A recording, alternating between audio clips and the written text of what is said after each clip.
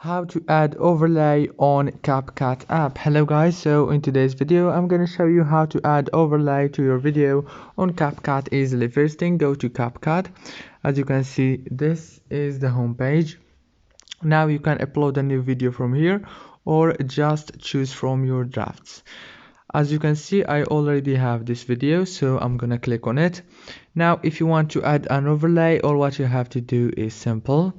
Go down here and swipe right until you find the overlay option down here. Click on it and click add overlay, and you will be able to choose an overlay from your gallery.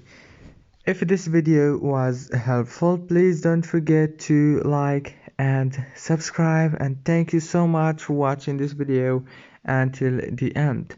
See you later, and thank you so much for watching until the end.